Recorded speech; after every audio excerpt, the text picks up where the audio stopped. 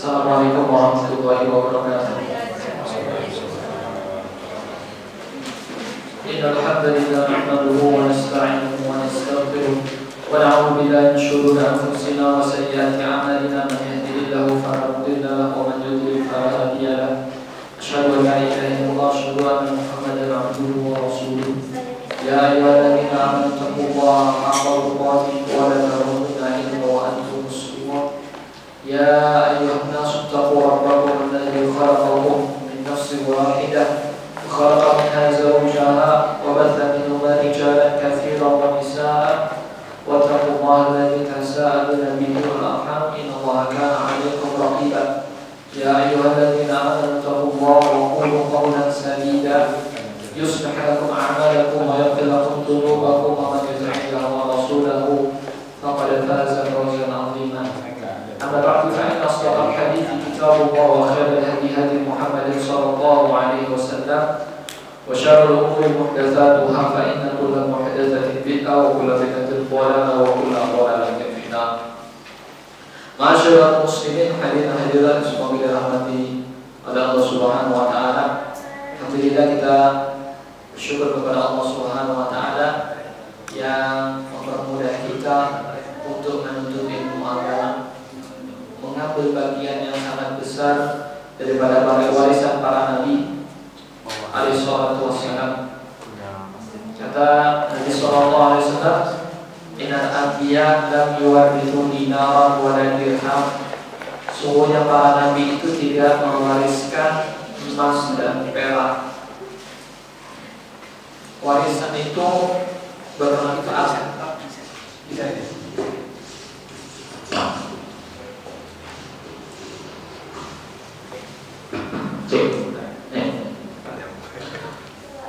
Terkait dengan warisan, Nabi SAW bersabda, para nabi tidak mewariskan emas dan perak. Kita kalau mendapatkan warisan, alhamdulillah. Warisan itu dapat membantu ahli waris, membantu dari segi finansial, ekonomi. Hidupnya yang mungkin ada hutang bisa terlunaskan. Dia bisa memulai usaha dan bisa untuk jadi biaya pendidikan. Intinya warisan itu bermanfaat daripada orang yang ditinggalkan, baik istri, anak-anaknya dan keluarganya. Tapi ternyata kata Nabi SAW, para nabi itu tidak mewariskan emas dan perak. Emas dan perak tidak diwariskan para nabi. Kendaraan hewan tidak, rumah tidak, baju tidak. Tapi para nabi mewariskan ilmu agama. Kenapa? Kalau ilmu agama sifatnya tersebut tidak akan pernah habis, bisa diambil terus. Kalau emas, perak diwariskan ke ahli warisnya, pasti akan habis. Sebanyak apapun itu pasti akan habis. Emas dan perak kalau diwariskan biasanya hanya ke keluarganya saja. Tapi kalau ilmu tidak terbatas hanya pada keluarga, tapi bisa siapapun saja untuk mengambilnya. Jadi itulah salah satu mungkin alasan kenapa para nabi mewariskan ilmu, karena ternyata ilmu lebih bermanfaat dibanding harta. Betapa banyak orang tua, ayahnya seorang ayah meninggal mewariskan harta yang banyak, tapi anaknya tidak pintar mengelola finansial, akhirnya anaknya juga tidak bagus ekonomi. Walaupun anaknya sudah sekolahkan karena keluarga S1, S2, tapi tadi tidak bisa mengelola harta warisan, tetap tidak bisa memperbaiki ekonominya. Cukuplah bagi kita pentingnya ilmu, ya. Pentingnya ilmu dibanding harta itu. Tak kala kita mencari harta, pasti juga dengan ilmu. Kalau mencari harta, mau dengan sini nggak punya ilmu, nggak bisa. Jadi ilmu lebih penting daripada harta. Kata Ali bin Abi Thalib, ilmu itu menjagamu, sedangkan kamu menjaga harta. Orang jaga harta, taruh bank sana, bank sini. Kalau mau dipergandakan investasi sana, investasi sini, saham sana, bank sini. Sedangkan ilmu yang akan menjaga kita, mana yang halal, mana yang haram, mana yang sunnah, mana yang bid'ah. Makanya Nabi SAW menganjurkan umatnya untuk senantiasa menuntut ilmu agama. Man salaka tariqan yaltamisu fihi ilman sahalallahu lahu bihi tariqan ila jannah. Siapa yang menempuh jalan menuntut ilmu agama, bisa jadi dia datang ke masjid mendengarkan pelajaran, bisa jadi dia membaca kitab, bisa jadi dia mendengarkan pengajian, Allah akan mudahkan baginya jalan menuju surga. Di jalan pintas, salah satu jalan pintas, ya, nanti kalau bahasa ini komputer shortcut, jalan pintas menuju surga itu adalah salah satu dengan menuntut ilmu agama. Saudara-saudara dulu sampaikan kepada Nabi kita yang mulia Nabi Muhammad Sallallahu Alaihi Wasallam. Begitu juga kepada istri beliau, para sahabat beliau, tabi'in dan tabi'ut tabi'in. Kita lanjutkan pembahasan dari kitab Nawaqidul Islam yang dikarang oleh Syekh Muhammad bin Abdul Wahab. Kita sampai ke pembahasan An-Naqdul Tsalits, pembatal keislaman yang ketiga. Pembatal keislaman yang ketiga. Qala al-mu'allif rahimahullah, Syekh Muhammad Abdul Wahab berkata, pembatal keislaman yang ketiga yang menyebabkan seseorang bisa keluar dari Islam adalah man lam yukaffiril musyrikin. Siapapun yang tidak menganggap orang musyrik itu kafir. Jadi tidak mengkafirkan orang musyrik. Jadi kata dia kafir itu benar. Au syakka fi kufrihim, atau ragu akan kekafiran mereka. Orang kafir itu kafir ini. Para penyembah batu itu kafir ini dulu. Ragu. Au sahhaha madhhabahum, atau membenarkan ajaran mereka, kafar, maka ia telah kafir. Jadi tiga di sini. Siapa yang tidak menganggap kafir orang musyrik, tidak mengkafirkan orang musyrik. Yang kedua, ragu akan kekafiran mereka. Yang ketiga, membenarkan ajaran orang musyrik. Ternyata ini, kata Syekh Abdul Qasim bin Abdul Qasim yang menjelaskan dalam Syarah Nawaqidul Islam, banyak terjadi di antara manusia. Nanti kita akan sebutkan contohnya seperti apa. Apa beda kafir dengan kufur dengan syirik atau kafir dengan musyrik? Kufur dengan syirik itu bedanya apa? Kata Imam Nawawi rahimahullah dalam Syarah Sahih Muslim, inna syirka wal kufra qad yutlaqani bi ma'nan wahid. Syirik dan kufur terkadang digunakan dengan makna yang sama. Wa huwa al-kufru billah, yaitu mengingkari Allah Subhanahu wa taala.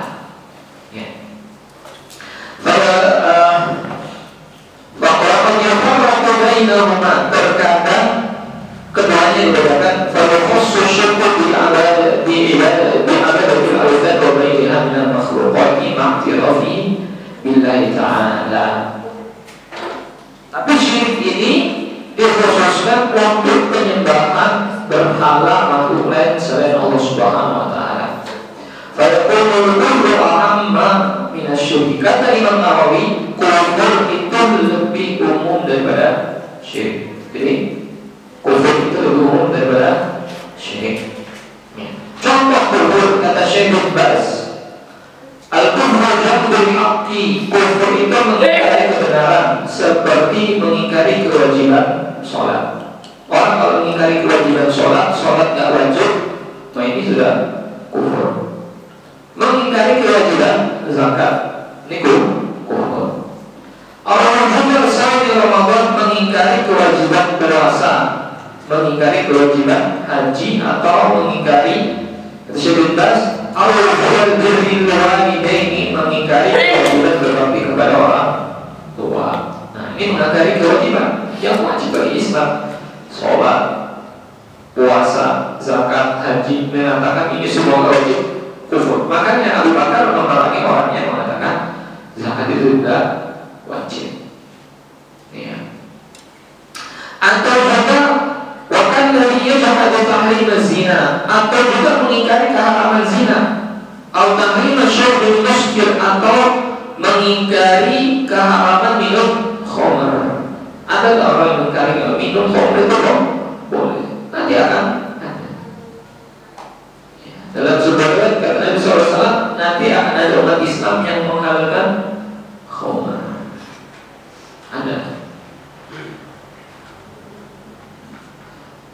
Sedangkan syirik kata Syaikhul Sarfu ba'dul ibadati li ghairillah, mengalihkan sebagian ibadat kepada selain Allah. Seperti apa?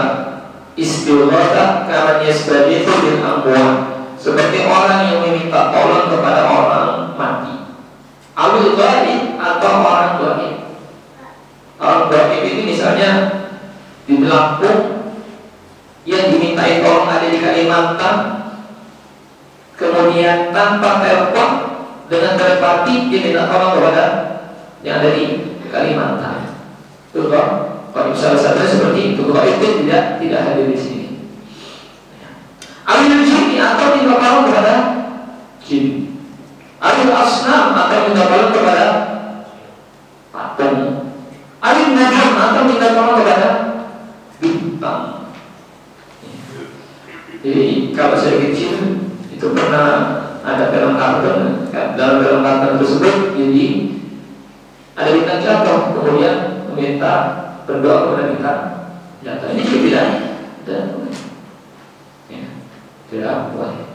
Awalnya berlangsung atau menyembelih untuk mereka, ini sudah kita bahas bahwasanya menyembelih salah satu bentuk kesyirikan, yang menyembelih untuk selain Allah Subhanahu wa Ta'ala. Jadi jelas beda kufur dengan syirik. Kufur itu lebih umum daripada kesyirikan. Begitu juga akidah dengan tauhid. Kalau akidah itu adalah rukun iman yang 6, sedangkan tauhid itu masuk ke dalam rukun iman yang pertama, iman kepada Allah.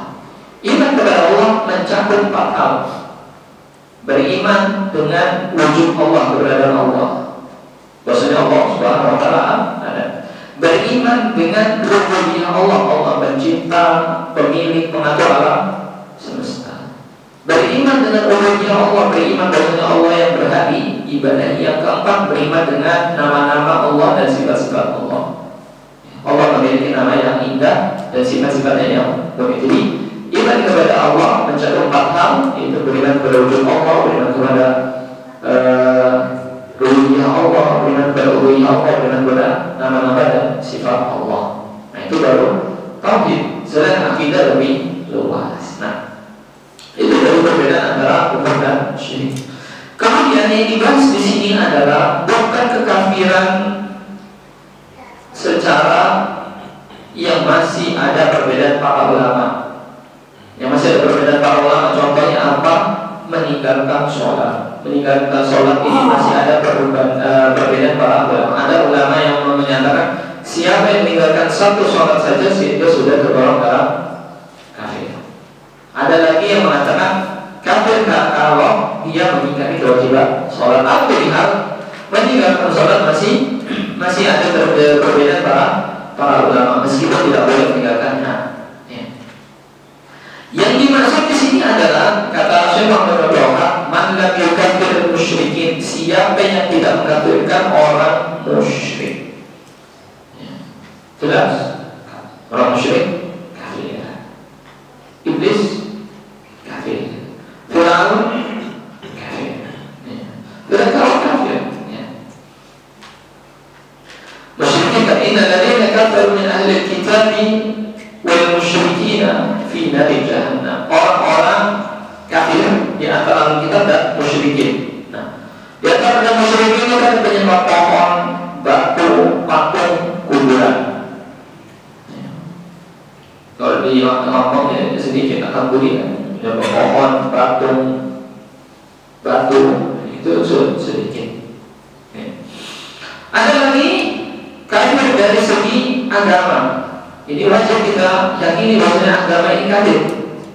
Yahudi, Nasrani, Hindu, Buddha, kaum Konghucu, Shinto dan semacamnya wajib. Gak boleh meyakini tentang keimanan mereka. Ada lagi dalam bentuk perilaku mencela ayat-ayat Allah, ini tidak boleh mencela ayat-ayat Allah. Nanti ada bab khusus sendiri. Proses sebab kafiran apa mencela ayat-ayat Allah Subhanahu wa Ta'ala, mencela satu ajaran Islam. Nah, jadi kita akan sebutkan beberapa dalil tentang ahlul kitab itu kafir. Ahlul kitab itu Yahudi dan Nasrani. Pertama, agama yang diterima oleh Allah Subhanahu wa Ta'ala inna indallahi al-Islam. Sebenarnya agama yang diterima oleh Allah Subhanahu wa Ta'ala adalah al-Islam. Alhamdulillah kita dari kecil itu sudah Islam. Lingkungan kita banyak Islam. Banyak orang-orang di luar sana tidak memeluk agama Islam. Makanya salah satu nikmat yang terbesar adalah seorang memeluk agama Islam. Adalah dia bersyukur dengan dia banyak beribadah kepada Allah Subhanahu wa Ta'ala. Bahkan kata Allah Subhanahu wa Ta'ala, "Wa man yabtaghi ghayra al-Islam dinan fala yuqbal minhu wa huwa fil akhirati minal khasirin." Siapa yang mencari selain agama Islam tidak akan terima, dan di akhirat dia termasuk orang yang merugi. Sekarang ini banyak para pemuda yang dia mencari agama Islam, yang coba-coba ikut-ikut yang lagi viral, akhirnya apa? Dia terjerumus pada pemikiran tersebut. Tidak beragama, tidak mengakui Tuhan.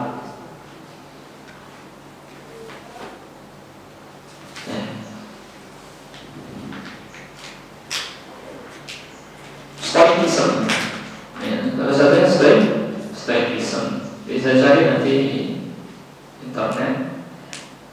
Atau pemahaman ateis, pemahaman ateis. Subhanallah, ada dulu seorang ulama, dia membantah pemikiran dia berpikir bagus, sampai dibunuh oleh para ulama. Akhirnya apa? Ternyata di akhir hayatnya tersebut dia keluar dari Islam. Dia berbuku membantah pemikiran-pemikiran sesat. Tapi kalau di akhir hayatnya dia keluar dari agama Islam, ateis, tidak mengakui Allah Subhanahu wa Ta'ala. Karena berteman dekat dengan ateis. Makanya kata Nabi sallallahu alaihi wasallam, "Al-mar'u 'ala dini khalilihi." Seseorang itu, agama seseorang itu sesuai dengan agama temannya. Kalau penyakit itu menular, Tapi kalau sifat itu juga bisa menular. Sifat baik atau sifat buruk itu juga menular. Kebiasaan baik bisa terkontaminasi dengan kebiasaan buruk karena kita berteman dengan kaum kita yang buruk. Karenanya salah satu nasihat untuk orang yang baru mengenal Islam, yang tadi yang bergelumuran dengan dosa, tidak ada dia kurangi ataupun teman-teman buruknya dia kurangi. Ada bahaya.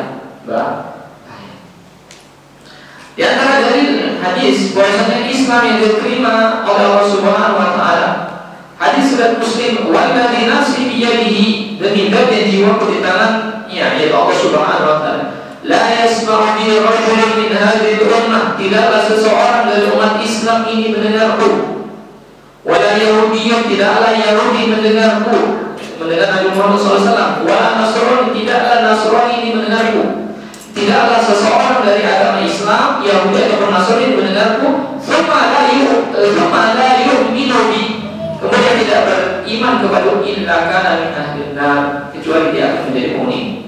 Wajib bagi kita untuk mengimani Nabi Muhammad Sallallahu Alaihi Wasallam. Tidak boleh mengatakan Nabi Muhammad itu hanya untuk orang Arab.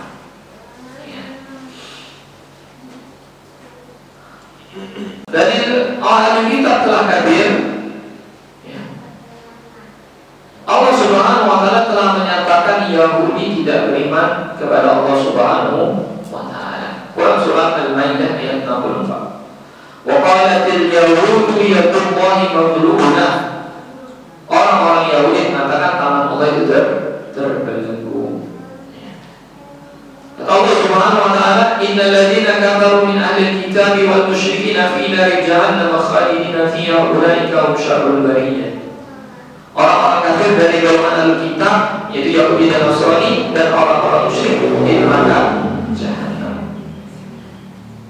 Ini dalil tentang Yahudi dan Nasrani itu telah kafir.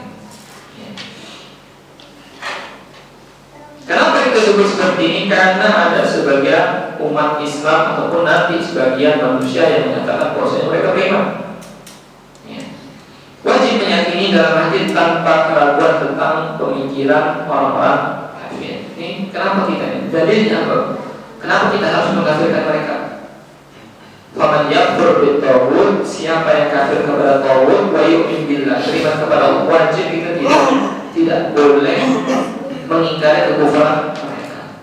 Kalau sudah dikafirkan, jangan menyatakan agama Kristen masuk Islam, agama Kristen masuk surga, agama Yahudi masuk surga, agama Buddha masuk surga, seluruh agama sahih benar, Islam juga benar. Ternyata ada.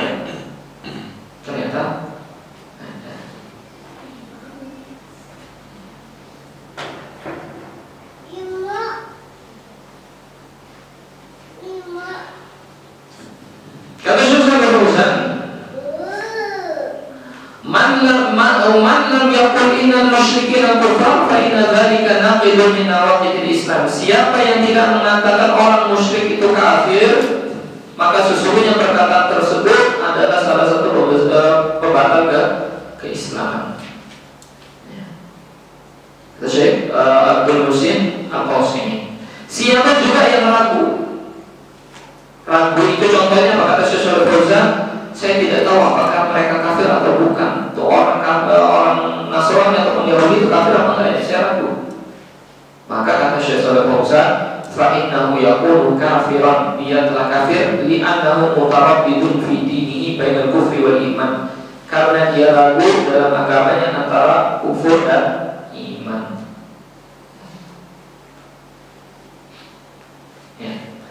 Ada lagi yang lebih parah, membenarkan ajaran kaum musyrikin dan membela mereka. Jadi yang pertama, yang paling bawah itu adalah yang dikatakan sebenarnya tidak boleh juga tidak mengkafirkan mereka. Yang di atasnya ragu-ragu, mereka itu kafir nggak ya? Yang paling parah adalah membenarkan agama mereka dan bahkan membela mereka. Contoh, ada yang mengatakan Fir'aun bukan kafir, tapi mukmin yang su'ul khatimah. Itu ada. Ada? Atau bukan nanti cari kata tersebut di search engine Google itu keluar. Fir'aun bukan kafir, tapi mukmin yang su'ul khatimah. Dari apa? Qala amantu annahu la ilaha illa qala amantu la ilaha illa alladhi amanat bihi banu Israil wa ana minal muslimin. Ini dari mereka. Jadi kata mereka, ya, dalam surat Yunus ayat 90 atau 91, kata mereka Fir'aun itu bukan kafir tapi mukmin yang su'ul khatimah. Karena dari ayat tersebut. Kemudian apa? Tenggelamnya Fir'aun dianggap sebagai mandi wajib ketika seseorang melepaskan pakaian kekafiran. Ya, ada seperti ini. Kita jawab bahwasannya Allah sendiri menafikan keimanan Fir'aun. Ketika Fir'aun akan mati, hendak mengucapkan amantu la ilaha illa alladhi amanat bihi banu Israil. Aku beriman bahwasanya tidak ada sesembahan yang berhak disembah kecuali yang diimani oleh Bani Israel, dan saya termasuk orang muslim. Ini belum sempat ngomong seperti ini. Kata Allah Subhanahu wa taala, al-ana wa qad asaita, sekarang kamu bermaksiat. Apakah kamu sekarang baru percaya? Waqad al-an, apakah kamu sekarang baru percaya? Waqad asaita qabl, sedangkan kamu sebelumnya bermaksiat kepadaku. Wa kunta minal mufsidin, dan kau termasuk orang yang mufsid. Ini bantahan. Ternyata Allah Subhanahu wa taala telah menegaskan Fir'aun termasuk orang yang berbuat kerusakan. Atau Allah Subhanahu wa taala fakadzdzaba wa asa. Fir'aun mendustakan dan durhaka, berpaling dari keimanan. Ternyata dan siapa yang ingin melihat tentang bantahan daripada orang yang mengatakan Fir'aun itu beriman, silakan buka kitab Syekhul Islam Ibnu Taimiyah yang berjudul Ar-Raddu 'ala Ibnul Arab. Salah satunya adalah Ibnu Arab ini, Ibnu Arabi ini orang yang mengatakan Fir'aun itu beriman. Subhanallah. Sini ada Fir'aun, penguasa. Yaitu untuk membenarkan pendapat kaum musyrikin. Ada lagi yang berusaha, yang betul yang kedua adalah menyatukan tiga agama, Islam, Yahudi, dan Nasrani. Ada yang menyerukan untuk menyatukan tiga agama. Ada lagi yang menyatakan semua agama benar. Kata Syekh Shalih Fauzan, mereka orang-orang itu, orang-orang ini kulluha ma'alim matan kulluha adiyanun shahihah. Seluruh agama itu adalah agama yang benar. Seluruhnya mereka orang kafir beriman kepada Allah. Ini ada. Dan itu ada di Indonesia. Zaman tahun 90-an dan tahun 2000-an itu ada yang menyatakan bahwa seluruh agama benar. Itu tidak mengkafirkannya. Bahkan ada yang mengatakan Ikhwanun al-Masihiyun, mereka adalah saudara-saudara kita dari agama Nasrani. Subhanallah. Ada juga yang mengatakan agama Nasrani agama yang benar. Man ittaba ad-din Nasrani fahuwa shahih. Siapa yang mengikuti agama Nasrani, dia benar. Dia akan masuk surga. Siapa yang mengikuti agama Nabi Muhammad, dia juga akan masuk surga. Hadza kufrun, ini kalimat yang kufur, kata Syekh Abdul Muhsin bin Muhammad Al-Qasimi. Tidak boleh. Ada lagi yang membuat konferensi litaqarrubi bainal adyan, konferensi untuk mendekatkan agama. Jadi ada seminar bahwasanya agama ini sama loh, seperti itu. Ini bukan podcast sekarang mengatakan kalau agama kamu benar, Islam benar, Kristen benar, Yahudi juga benar. Ini tidak boleh bagi seorang Muslim.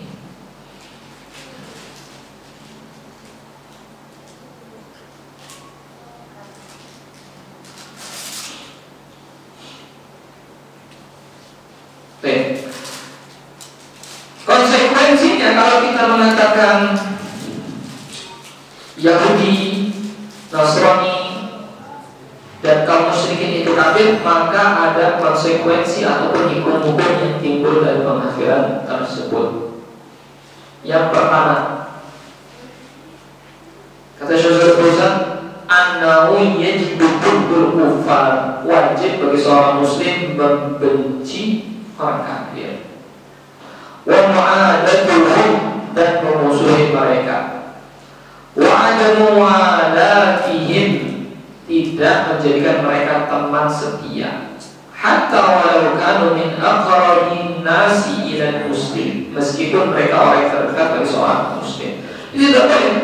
Bagi kita itu, kita punya teman dekat, berbagi curhat, berbagi minta nasihat sana sini, minta tunjuk kepada orang. Jadikan teman dekat. Teman dekat kita harus orang muslim. Bahkan cari teman dekat itu yang memang terkenal agamanya bagus, akidahnya bagus, keyakinannya bagus, akhlaknya bagus. Sebenarnya murid katanya, saya lebih senang berteman sama orang-orang yang nakal. Kenapa kamu berteman dengan orang nakal? Karena terkadang kalau saya minta tolong ketika waktu saya jalan-jalan terus motor saya kempes, mereka cepat. Sedangkan kalau saya yang yang hafal Quran lama. Saya jawab, nanti di akhirat kawan kamu yang bantuin kamu ketika di jalan tukang ban nolongin kamu itu belum tentu bisa nolong. Sedangkan kawan kamu yang bersama-sama beribadah dengan kamu ketika di masjid baca Quran itu yang bisa nolong. Itu yang bisa nolong kita. Dulu kita pernah beribadah bersama, puasa bersama. Anjuran untuk mencari teman-teman sebanyak yang muslim. Bukan maksud saya nggak mau berteman, silakan berteman, tapi cari teman dekat yang dia itu memang beriman kepada Allah Subhanahu wa Ta'ala. Kata Allah Subhanahu wa Ta'ala dalam Quran surat Mumtahanah ayat 1, ya ayyuhalladzina amanu wa orang beriman, la tattakhidhu aduwwi wa aduwwakum awliya. Wahai orang-orang yang beriman, janganlah kamu mengambil musuhku dan musuh kamu sebagai teman setia. Tuluna ilaihim bil mawaddah, kalian sampaikan berita-berita rahasia kalian dengan rasa kasih sayang. Jadi kita cerita kepada mereka, saya punya masalah seperti ini, jangan. Jadi kata Allah Subhanahu wa Ta'ala dalam surat Al-Mumtahanah ayat 1. Kenapa? Wa qad kafaru bima ja'akum minal haqq, mereka telah kafir terhadap apa yang dibawa kepada mereka daripada kebenaran. Jadi mereka tidak mau beriman kepada Al-Quran. Ya. Tuh.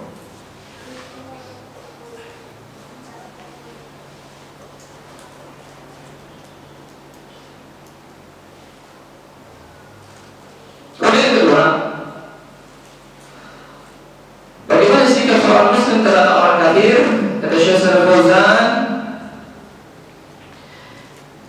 mimma yatarattabu ala takfiril musyrik annahu, di antara konsekuensi dari mengkafirkan orang musyrik, annahu idza mata al-musyrik wal kafir fa innal muslima la yatawalla janazatahu. Maka apabila orang musyrik meninggal ataupun orang kafir meninggal, seorang muslim tidak boleh mengurus jenazahnya. Tidak boleh mengurus jenazah seorang. Ada orang di sekitar kita, ada orang kafir, Kristen, Yahudi, Hindu, Buddha meninggal, kita tidak boleh.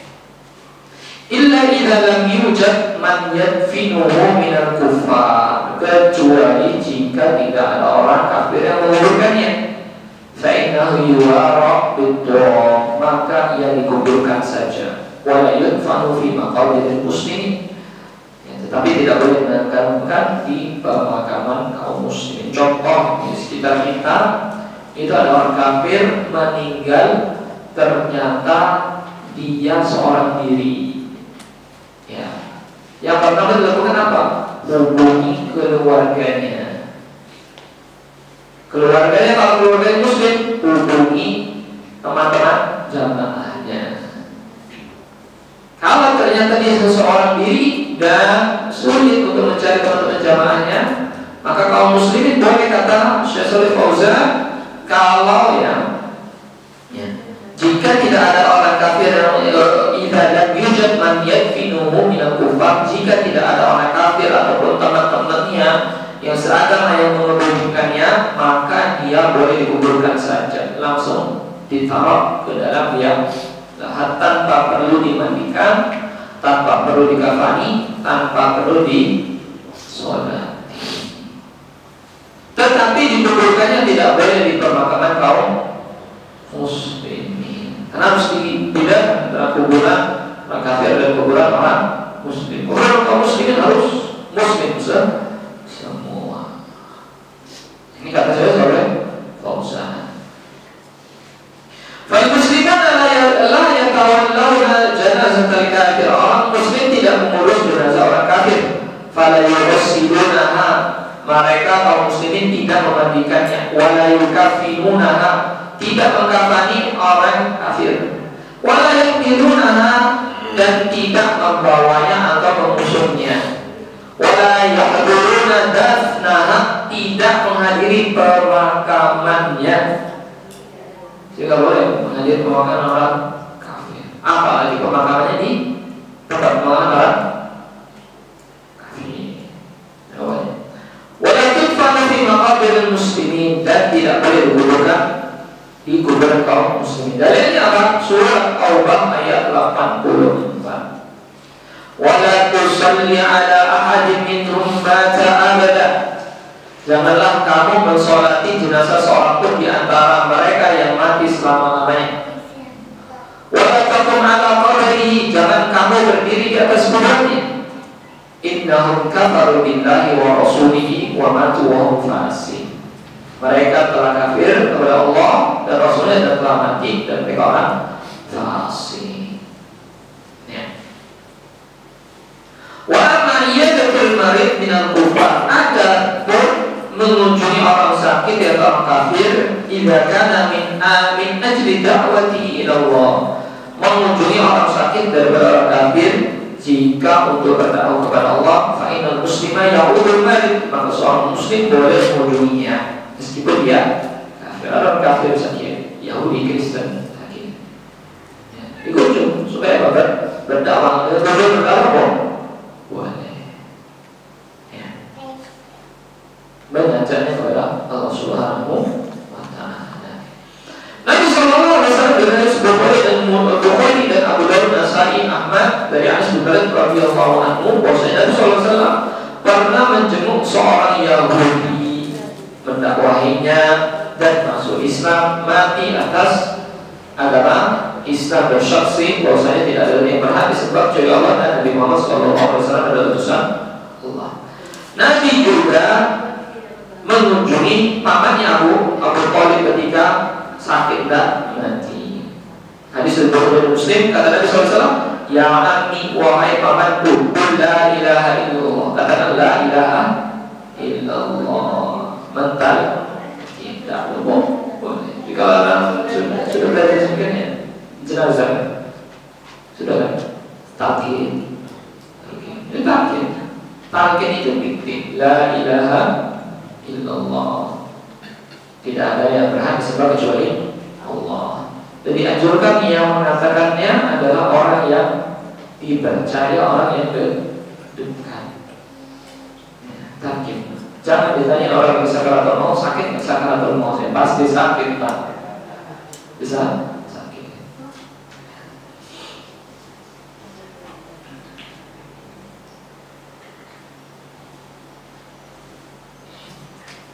Ya. Kemudian yang ketiga, dia wajib membenci, kemudian tidak boleh mengurus jenazahnya. Yang ketiga, bagaimana seorang muslim terhadap orang kafir? Terkait dengan warisan antara muslim dan kafir, kata Syekh Shalih Fauzan, al-muslimu la yarithul kafir. Seorang muslim tidak mewariskan kepada orang kafir. Wal kafiru la yarithul muslim, dan orang kafir tidak mewariskan kepada seorang muslim. Hadis Bukhari, la yarithul muslimul kafir wal kafirul muslim.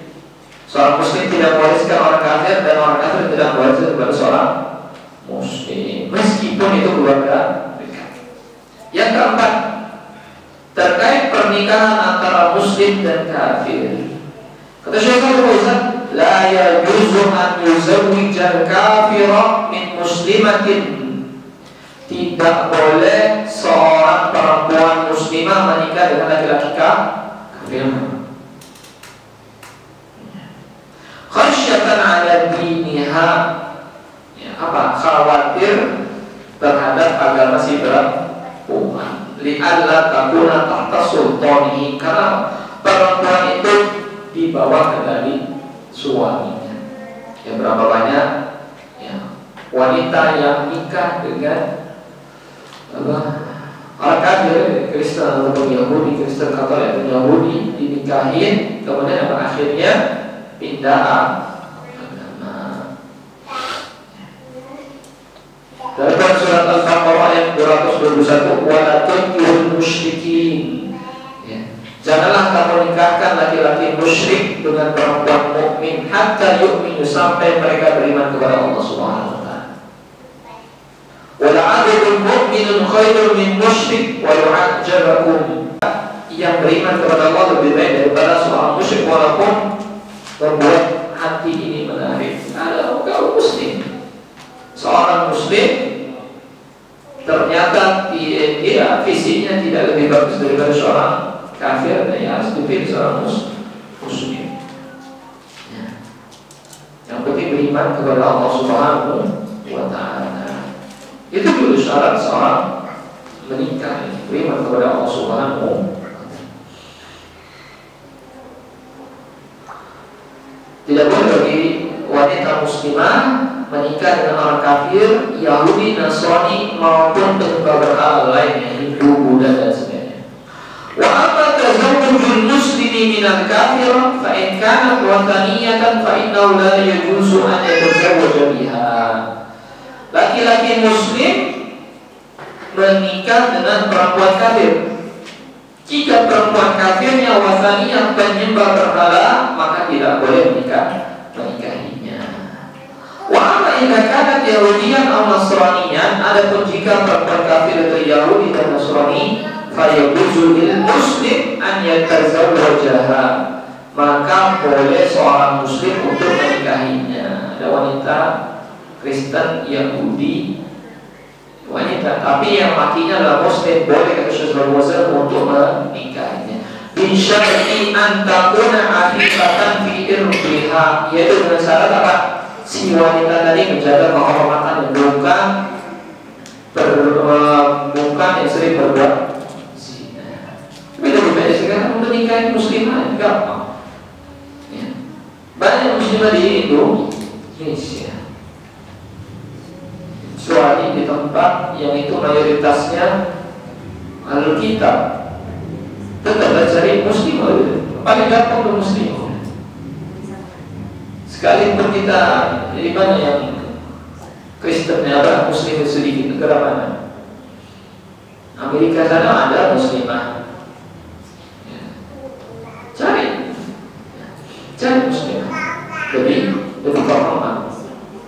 Tadi kalau yang menikahi Yahudi dan Nasrani. Dalilnya dalam surat Al-Maidah ayat 5. Wa ta'amul ladzina utul kitab, makanan ahlul kitab, Yahudi dan Nasrani, hillun lakum, halal bagi kalian.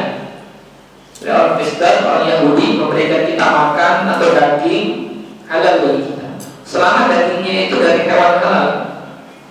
Kalau Kristen Yahudi ngasih daging anjing, jangan, daging babi ya. Kalau mereka mengasihkan daging ayam, halal. Dan surat Al-Maidah ayat 5. Ya. Wa ta'amukum hillun lahum, makanan kalian juga halal bagi mereka. Wal muhsanatu minal mu'minin, perempuan-perempuan yang menjaga kehormatan di antara perempuan-perempuan mukmin. Ini dianjurkan untuk kita cari. Al-muhsanat, perempuan yang menjaga kehormatan dari kaum muslimah. Subhanallah, susah. Bukan susah, luar biasa permukaan.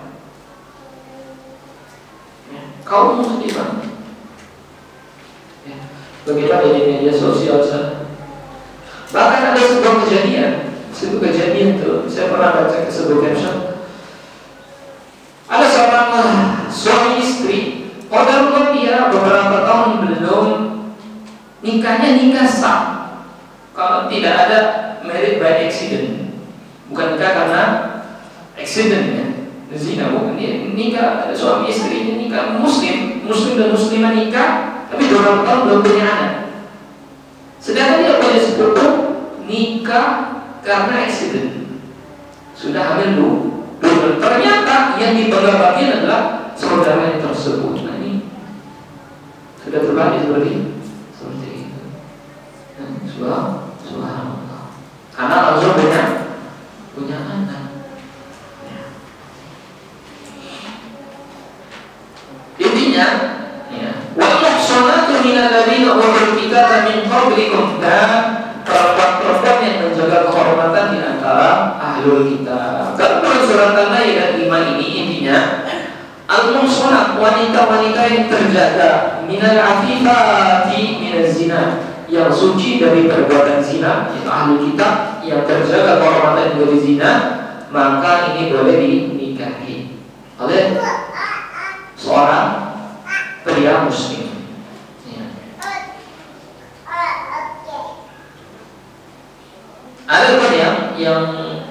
yang tidak menjaga kesucian maka tidak boleh. Ini ya, wanita Kristen tapi ternyata tidak menjaga kehormatannya maka tidak boleh juga. Yang boleh adalah ahli kitab Kristen Yahudi yang menjaga kehormatannya daripada zina.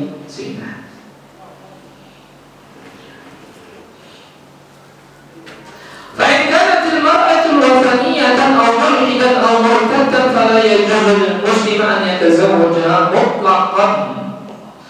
Adapun perempuan yang penyembah berhala, ateis ataupun murtad maka tidak boleh bagi seorang muslim untuk menikahinya secara mutlak. Beda dengan ahli kitab Kristen, Katolik, Yahudi. Selama wanita ini menjaga kehormatan, bukan wanita tukang berzina, maka boleh dinikahi. Adapun Hindu, Buddha, Konghucu, Shinto, penyembah lainnya itu tidak boleh berdasarkan surat Al-Maidah ayat 5. Allah. Yang kelima, kewajiban seorang muslim terhadap kafir. Wajib hijrah dari negeri kafir. Hijrah itu artinya al-intiqal min makanin ila makanin akhar. Pindah dari suatu tempat ke tempat yang lain. Pindah dari negeri kafir ke negeri muslim. Pindah dari suatu tempat maksiat menuju tempat yang bisa mempermudah untuk ibadah. Ya. Wajib berhijrah ala muslimin min biladihi. Wajib bagi seorang muslim untuk hijrah dari negeri orang kafir apabila tidak bisa la yaqdiru ala idhari dinihi, apabila tidak bisa menjalankan agamanya. Wajib kata Rasulullah bilang an yuhajira ila biladil muslimin, sebagaimana wajib mereka hijrah ke negeri kaum muslimin sebagaimana Nabi SAW dan para sahabat yang menyelamatkan agama mereka. Jadi tidak bisa menjalankan agama di Makkah sampai di boykot, nggak boleh jual beli dengan kaum muslimin. Bertahun 2 tahun, 3 tahun nggak boleh. Jadi penduduk Mekah orang kafir lain nggak boleh jual beli dengan muslim 2 tahun 3 tahun. Jadi kaum muslimin itu makan daun-daun. Kita alhamdulillah masih di sini. Jadi bisa. Akhirnya mereka hijrah ke Madinah.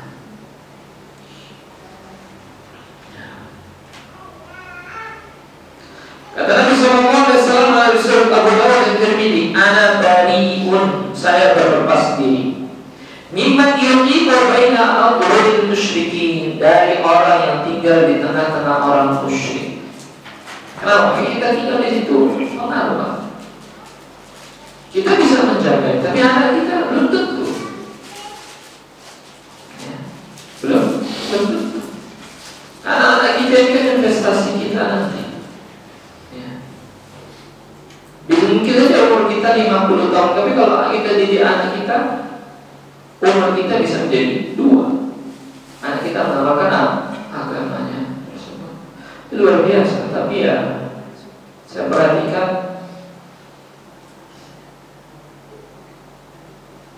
mendidik anak ini luar biasa.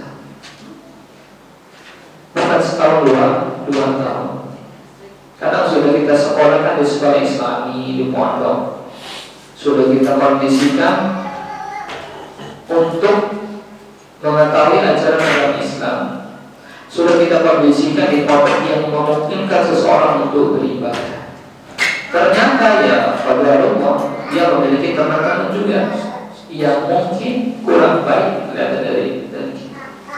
Padahal kalau dari pondok kita ajak pengajian, kita kontrol sholatnya, tapi itu tadi kita tidak bisa menjaga 24 jam.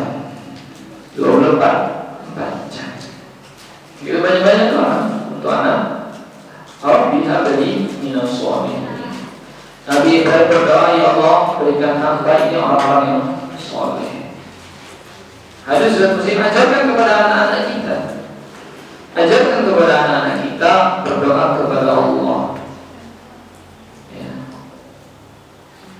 Salah satu doanya adalah di surat Muslim, Allahumma ihdi li ahsanil akhlaq. Ya Allah, tunjukilah aku kepada akhlak yang baik.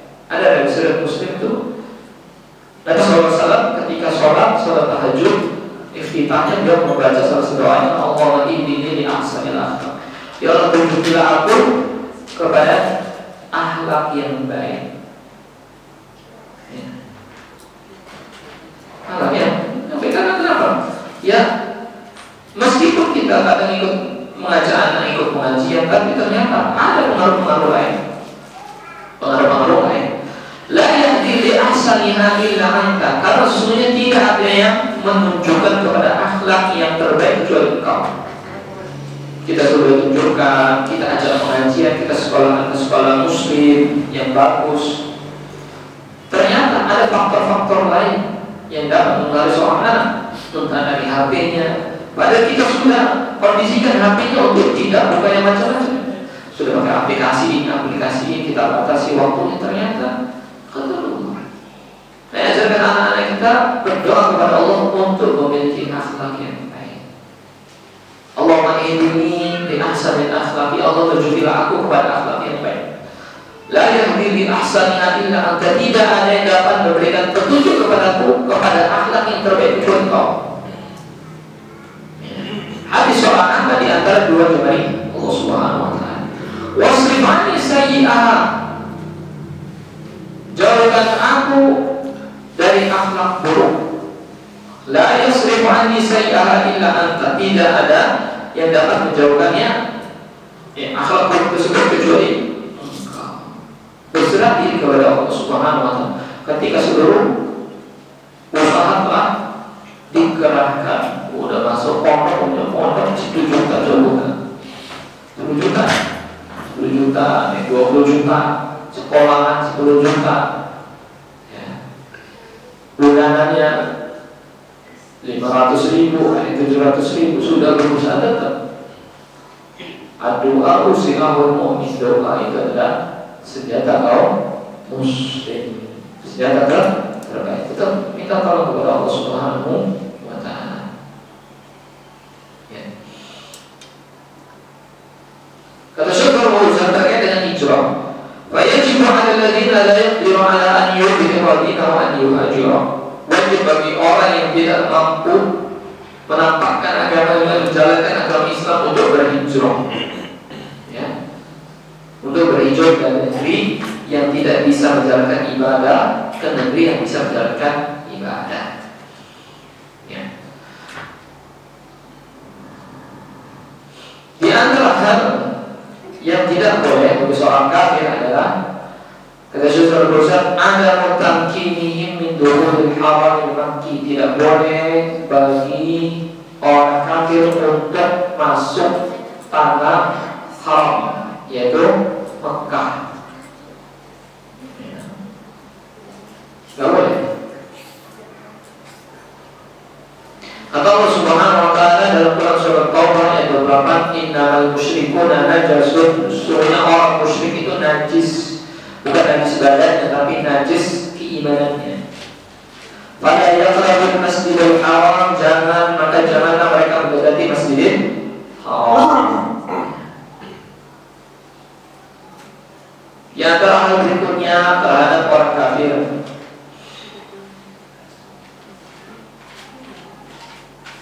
larangan memuji orang kafir. Kata Syekh Al-Fauzan, wa mimma yatarattabu 'ala takfiril musyrikin wal kuffar. Yang antara konsekuensi dari menganggap musyrik dan kafir adalah ada bersanai 'alaihim wa madahihim. Tidak boleh memuji atau menyanjung mereka. Subhanallah. Belajar. Kita kadang nonton bola bagus banget. Tidak boleh muji orang kafir. Pemain bolanya waktu itu tendangannya bantar ke orang Jawa, tidak boleh. Lihat Allah Taala gamahum, karena Allah Subhanahu Wa Taala telah mencela mereka. Wahum ada Allah, mereka musuh Allah dan Rasulnya. Bagaimana kalian memuji mereka? Orang-orang yang telah dicela oleh Allah tidak boleh dipuji. Ini keren, wajahnya, rambutnya, bajunya, tidak boleh. Fakadun nasi yaqulu, sebagian manusia berkata, indahum amanah, orang kafir punya amanah. Wa indahum husnul muamalah, orang kafir baik dalam muamalah, baik dalam berhubungan sosial, punya amanah. Wa yufni alaihim, lalu memuji mereka dan berkata, al-muslimuna indahum khiyanah wa rusyud wa kada. Muslim ada yang berkhianat dan menipu dan sebagainya. Ada orang seperti ini. Ada orang mengatakan, kenapa kamu memuji orang kafir? Orang kafir itu punya amanah, orang kafir itu punya akhlak yang bagus. Sedangkan muslim khianat, menipu. Kata sesuatu pusat, al-muslimuna walau kanu inda rabbihim ma'asin wa rusyud fahum afdal ahli al-ardi. Kaum muslim meskipun di antara mereka ada yang berbuat maksiat dan penipuan, tetapi mereka sebaik-baik penduduk di muka bumi ini. Apa al-kufar? Fahum a'da'ullah wa rasulih. Ada orang kafir, itu adalah musuh Allah dan Rasulnya. Meskipun mereka memiliki sifat yang baik, sifat yang aman, tidak boleh. Tidak boleh puji-puji mereka. Lagi ngefans sama orang kafir kan? Tidak boleh. Orang kafir sama orang muslim aja kadang dilihat dari muslimnya ini dia itu menjalankan syariat dengan secara Islam.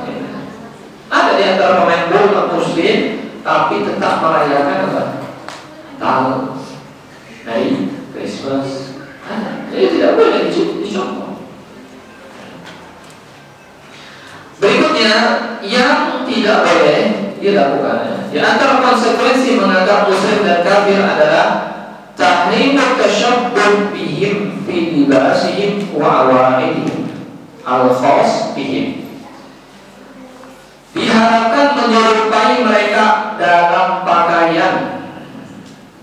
Tidak boleh pakai baju bola, ternyata ada apa? Salib. Kalau sudah terlanjur, berarti lambang salibnya dia pegang di gunting,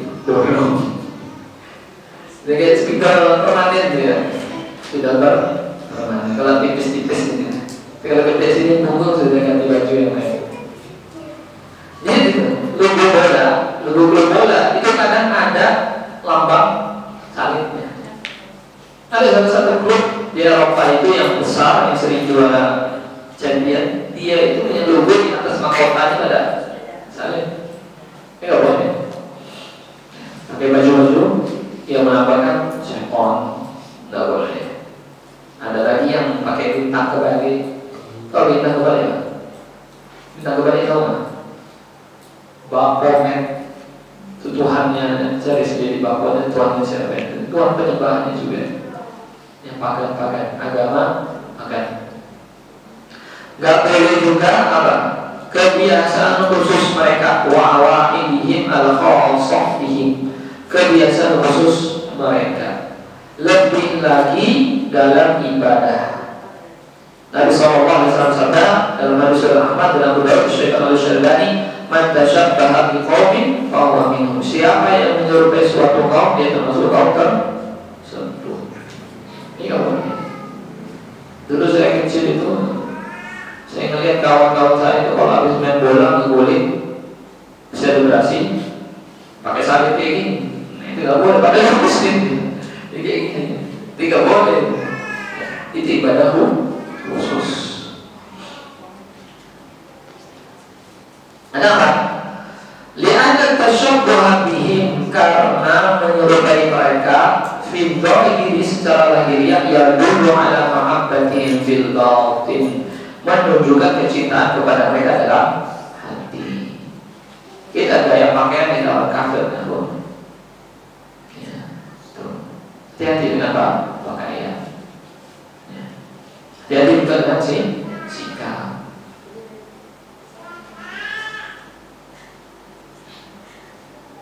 Wa asyaddu min dzalika tashabbuh bi fi dinihim. Yang lebih parah adalah menyerupai mereka fi dinihim, dalam ibadah agama mereka. Contohnya apa? Bi annahu fi dinina ma yushbihu ma indahu minal bid'ah, seperti menciptakan bid'ah ibadah baru dalam agama kita yang mirip seperti agama mereka. Mithlat mawalid, seperti perayaan ulang tahun. Ini ya harus bisa, meskipun keluarga kita itu masih mereka ulang tahun. Ya belum, kita ulang tahun kan? Kalau bisa ada keluarga, ya, makanya saya beberapa kali itu kecilin dipanggil keluarga, ternyata ulang tahun kecilin gitu. Harus dipanggil keluarga anniversary pernikahan. Kayak kalau datang ini ada acara apa lagi? Jadi mereka pinter ngakalinnya, sudah datang aja, baru sampai sana ada acara nih kan, ya udah pulang cepet-cepet. Pulang cepat. Amin. Itu saya ulang. Kalau itu sudah berusaha ada tasyabbuh bil kufar. Ini menyerupai orang kafir. Alladzi yahtafiluna bi maulidil masih, yang menyerupai kelahiran Yesus. Itu Nabi Isa. Itu tidak boleh menyerupai mereka. Nah itu bagaimana hal yang harus kita lakukan terhadap orang kafir, ya, tidak boleh menjadikan mereka teman dekat. Kita ceritakan kepada mereka rahasia-rahasia kita. Tidak boleh kita menyerupai kebiasaan mereka, pakaian mereka, kemudian ibadah kita menyerupai mereka. Mereka ibadah biasa di gereja-gereja, pakai ini musik, tidak boleh. Kemudian tidak boleh menikah dengan orang musyrik, kecuali seorang muslim menikah dengan ahli kitab itu boleh. Nah itu hukum terkait dengan orang musyrik dan orang kafir. Nah ada juga hal-hal yang diperbolehkan dalam berinteraksi dengan orang kafir.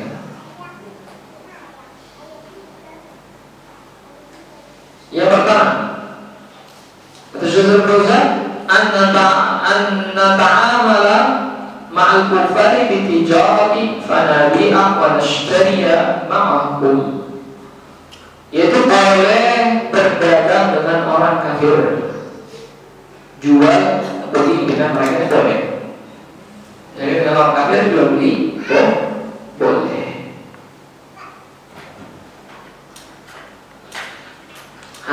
Asal hukumnya adalah boleh. Dan Rasulullah pernah menjual baju perangnya kepada orang Yahudi.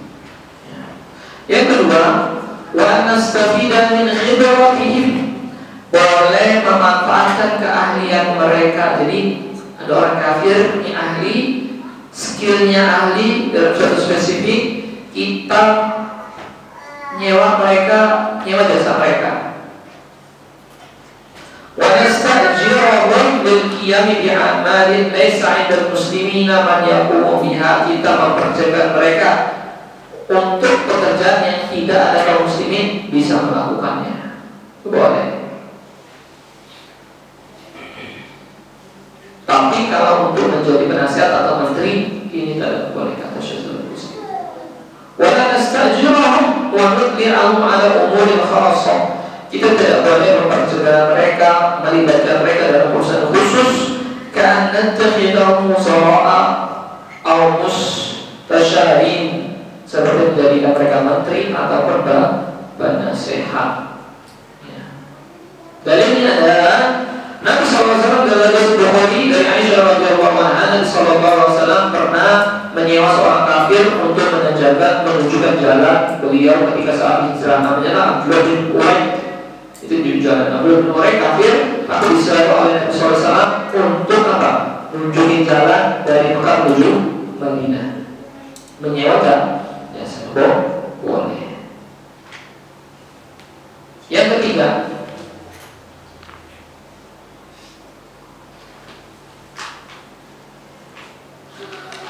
yajuzu an na'qida ma'ahum al-mu'ahadati idza kana fi dzalika maslahatun lil muslimin.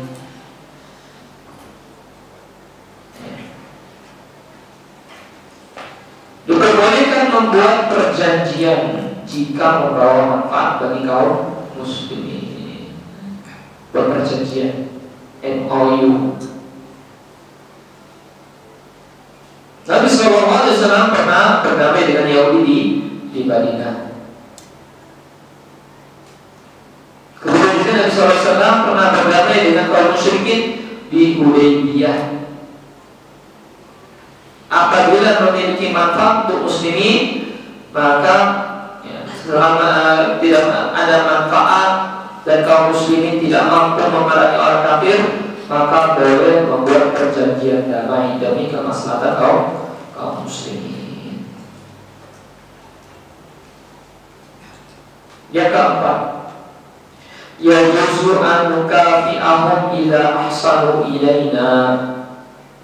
Boleh membalas kebaikan mereka jika mereka berbuat baik kepada idza ahsanu ilaina, jika mereka berbuat baik kepada kita. Boleh berbuat baik kepada, boleh berbuat baik. Boleh. Tetangga kafir ngasih makan, kita balas, berikan makanan, boleh. Dengan harapan berdakwah kepada mereka. Butuh bantuan tetangga kafir, seorang kafir pernah kita butuh bantuan, kita bantu dengan harapan ini menjadi wasilah untuk dakwah. Ya. Allah Subhanahu wa taala berfirman dalam Quran surah Al-Mumtahanah ayat 8, la yanhaakumullah. Allah Subhanahu wa taala tidak melarang kalian 'anil ladzina lam yuqatilukum fid din,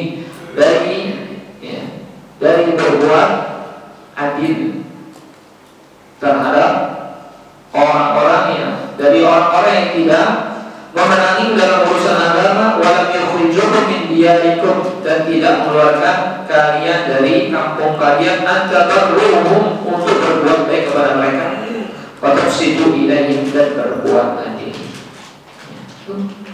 Jika ada pertikaian antara seorang muslim dan orang kafir, ternyata yang salah adalah seorang muslim, ya harus diadili.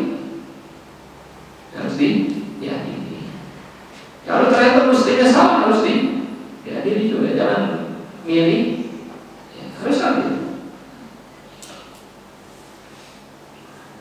Fa'idhafa'an jaminan, apabila mereka berbuat baik kepada ma'al muslimin, orang-orang muslim, fal muslimuna yarudduna al-jamil, maka kaum muslimin wajib membalas kebaikan itu.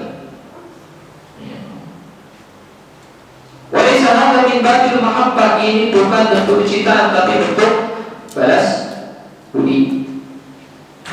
Wal walidul kafir yajibu ala walidi an yabirra bihi min ghairi an yuhibbahu. Ayah yang kafir, anaknya wajib berbakti kepada yang tanpa harus mencintainya. Wajib. Tapi jangan sampai terbatas. Ketika orang kafir mengatakan selamat Idul Fitri, kemudian kita sendiri mengatakan selamat hari raya mereka, ya. Mengatakan bahwasanya ada dari dalam Al-Quran bahwasanya boleh mengatakan selamat hari Natal. Allah Subhanahu wa taala berfirman, kata mereka, salamun alayya yauma wulidtu, keselamatan padaku, kata Nabi Isa. Nabi Isa berkata, selamatan padaku ketika hari aku lahir. Ternyata mayoritas ahli tafsir tidak mengatakan itu dalil bolehnya untuk mengatakan Bismillah selamat hari Natal. Tapi maksud ayat tersebut adalah bentuknya syaitan, keselamatan pada hari lahir, yaitu dari apa? Gangguan syaitan. Bukan dalil bolehnya mengucapkan selamat hari Natal. Wajib bagi seorang anak ya berbakti kepada orang tua meskipun orang tua masih kafir.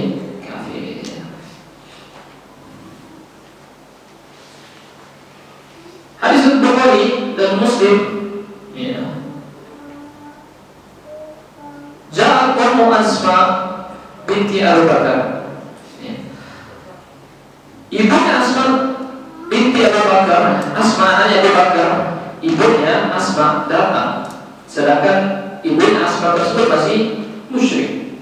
Taqulu syai'an minal mal, minta sesuatu dari harta. Dari siapa? Dari Asma. Ibunya Asma kafir, datang kepada Asma minta harta. Baca Asma Rasulullah SAW. Maka Asma mendatangi Rasulullah SAW. Faqalat lahu, maka Asma berkata kepada Rasulullah, Inna ummi ja'at wa hiya raghibatun. Ibuku datang dan dia berharap mendapatkan kebaikan dariku. Fa'afasiluha, apakah aku boleh menyambung silaturahim kepadanya? Na'am, sili ummaki.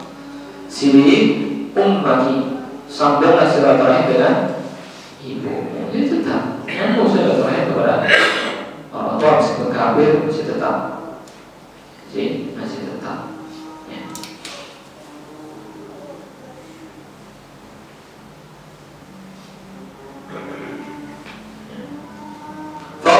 والمعاملات التجارة والمكافآت والتبادل بين المسلمين والكفار في المصالح التي لا تمس الدين. Urusan dunia, transaksi bisnis, balas kebaikan, perputaran manfaat antara kaum muslimin dan kafir yang tidak menyangkut agama, diplomatik, kedutaan, ya. Maka ini tidak mengapa. Fahadhi umur laysat minal mu'alat. Maka ini bukan bentuk kesetiaan, melainkan manfaat yang diperoleh kaum muslimin dan kafir. Ini kita harus bisa membedakannya. Ya. Nah, ya. Itu hal-hal yang boleh bagi kita. Ini teman dekat orang kafir tidak apa-apa. Teman orang kafir tidak apa-apa. Tapi kalau teman dekat tidak boleh. Terutama ibu-ibu ya, sering bergaul, mungkin wanita yang biasa sering bergaul dengan orang banyak ya. Tidak boleh menjadikan teman dekat orang kafir.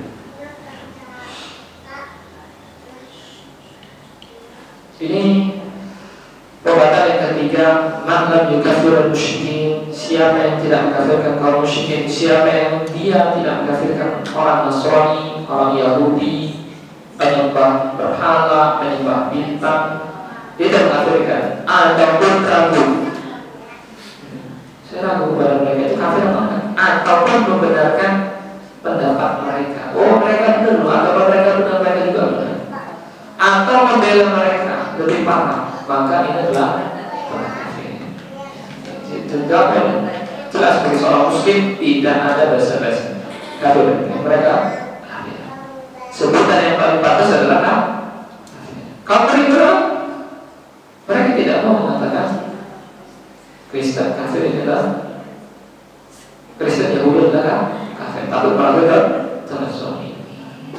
Sedangkan mereka mengatakan kita adalah domba-domba yang tersesat.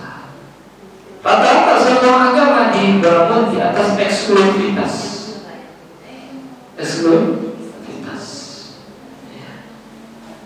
Mereka orang Kristen mengatakan domba-domba yang tersesat. Kita mengatakan mereka kafir, sah. Itu yang lebih pantas. Ya. Karena banyak ayat mengatakan mereka innal ladzina kafaru, orang-orang kafir. Belum kita dapati mereka adalah orang-orang non-muslim, bukan muslimin. Yang lebih pantas adalah yang kita mengatakan mereka orang kafir. Orang besar. Itu pelajarannya, jadi harus tahu bagaimana perbedaan kita dengan orang kafir. Kita harus mempunyai jati diri. Seorang pun suruh mempunyai jati dirinya, tidak ragu menampakkan keislamannya. Alhamdulillah sekarang ini sudah iman. Pakai jilbab sekarang sudah biasa. Pakai cadar sudah biasa. Saya dari sini dari Lampung ke kalian itu lihat orang bercadar itu biasa. Zaman dulu sedikit pak. Jenggot dipanjang itu biasa. Apalagi kita yang baru mengenal hijrah, baru mengenal agama Islam, ya. Biasanya itu dari pendidikan itu bertahan setahun, ya paling banyak 5 tahun. Yang penting kita tetap berbuat baik untuk keluarga kita. Kita tunjukkan bagaimana kita berbuat baik. Dan berbuat baik kepada mereka. Khususnya kita belajar agama ini untuk memperbaiki kualitas diri kita. Bagaimana kita bermuamalah kepada mereka, terutama kita bermuamalah kepada Allah Subhanahu wa Ta'ala. Jangan pernah terganggu dengan celana mereka. Celana di atas mata kaki dikatakan sebagai kebajikan, jenggot dikatakan sebagai kambing. Perkataan mereka itu tidak akan membahayakan kita, walaupun mereka berkumpul seluruhnya untuk memberi mudarat bahaya kepada kita. Tetap kata Allah Subhanahu wa Ta'ala tidak mengizinkan, tidak akan. Minta tolong kepada Allah Subhanahu wa Ta'ala semoga diistiqomahkan. Itu tidak ada yang menjamin ya, sampai dengan akhir hayat kita yang nanti dapat beriman kepada Allah Subhanahu wa Ta'ala. Yang muqallibal qulub, wahai zat yang membolak-balikan hati, tetapkan hati kami dalam keimanan. Kita tidak tahu bagaimana nanti akhir hayat hidup kita. Serupa kisah seorang budak sahabat. Ini ada sahabat punya budak, ternyata budaknya tersebut hafal Quran. Mungkin sudah tahu semua hafal Quran. Ternyata apa? Dalam suatu peperangan melihat wanita cantik di barisan musuh yang beragama Kristen atau Nasrani. Dia sampai wanita tersebut, dia berkata, wahai adinda, bagaimana cara saya untuk memiliki engkau? Kata wanita tersebut, kau tidak bisa memilikiku sampai kau masuk agamaku, baru kau bisa memiliki. Akhirnya budak tersebut, budak seorang sahabat yang hafal Quran, keluar dari Islam, menikah dengan wanita tersebut, kemudian masuk rumah. Ternyata sebelum sempat berhubungan badan, dia membenarkan genting yang terjatuh. Dia naik ke rumah, kemudian membenarkan genting terjatuh. Ternyata dia juga jatuh. Pada Rasulullah SAW dari ribuan ayat yang dia hafal dalam Al-Quran, ketika dia murtad dengan tujuan untuk menikah dengan wanita Nasrani tersebut, ya, yang dia ingat hanya satu ayat, rubbama yawaddu alladziina kafaru law kanu muslimin. Orang-orang kafir itu berandai-andai di hari kiamat, seandainya saya dahulu menjadi seorang muslim. Subhanallah. Jangan pernah gadaikan keimanan dengan harta benda. Budaknya sahabat hafal Quran, bertemu dengan sahabat, bertemu dengan orang-orang yang melihat turunnya Al-Quran, ada sedih-sedih. Kita jauh. Kita, ya pokoknya jangan pernah jumawa. Kita ikut pengajian lama atau seperti ini, belajar bermacam-macam, tetap berdoa kepada Allah Subhanahu wa Ta'ala, diteguhkan di atas keimanan. Kita tidak tahu syubhat itu datang dari mana. Bisa dari depan, bisa dari belakang, bisa dari atas, bisa dari bawah. Wallahu ta'ala bishawab. Ini kita sampaikan. Kemudian pertanyaan,